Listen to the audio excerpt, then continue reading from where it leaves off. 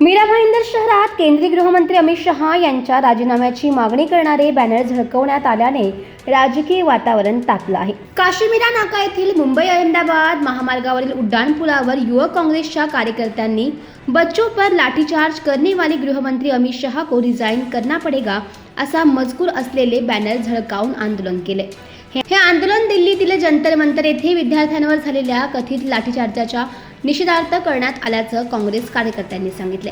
यावेळी काँग्रेस कार्यकर्ते रवी खराते यांनी सांगितले की भारत हा संविधान आणि लोकशाही पद्धतीने चालणारा देश आहे। देशात सुरू असलेली हुकुमशाही आम्ही स्वीकारणार नाही। 20 जुलै रोजी जंतर मंतर येथे विद्यार्थ्यांवर झालेला कथित अमानुष लाठीचार्ज हा लोकशाही मूल्यांवर आघात असल्याचा आरोप केला। खराते यांच्या म्हणण्यानुसार या घटनेची नैतिक जबाबदारी स्वीकारून केंद्रीय गृहमंत्री अमित शहा यांनी राजीनामा द्यावा, तसेच या प्रकरणावर संसदेत सविस्तर चर्चा व्हावी अशी मागणी केली। युवक काँग्रेसच्या कार्यकर्त्यांनी बॅनर आंदोलनातून विद्यार्थ्यांवरील कथित पोलीस कारवाईचा निषेध नोंदवत देश हा संविधानावर चालणार, हुकुमशाही खपवून घेणार नाही अशी भूमिका मांडली।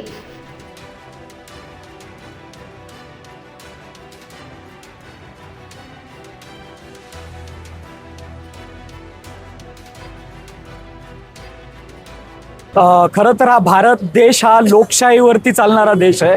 यामध्ये कुठल्याही प्रकारची हुकुमशाही या देशामध्ये आम्ही कुठल्याही प्रकारे स्वीकारणार नाही किंवा आम्ही त्या हुकुमशाहीचा निषेध करण्यासाठी आज या ठिकाणी देशाचे जे गृहमंत्री आहेत अमित शहा यांनी 20 तारखेला जे जंतर मंतरवरती जो लाठीचार्ज केला त्याच्यामध्ये विद्यार्थिनी होत्या, विद्यार्थी होते, यांच्यावरती कुठेतरी अमानुष लाठीचार्ज केला। दिल्लीच्या पोलिसांची जी जबाबदारी आहे केंद्र सरकारकडे आणि केंद्रीय मंत्री गृहमंत्री म्हणून अमित शहा आहेत, त्यांच्या कुठेतरी आदेशावरती हा लाठीचार्ज झालेला आहे।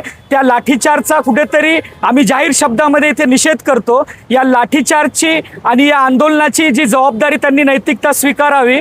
जो लाठीचार्ज झालेला आहे त्या लाठीचाराच्या बदल्यामध्ये ज्या महिलांवरती पत्रकारांवरती सुद्धा देखील तिथे हल्ले झालेले आहेत, तर त्याची नैतिक जबाबदारी स्वीकारून त्यांनी राजीनामा द्यावा।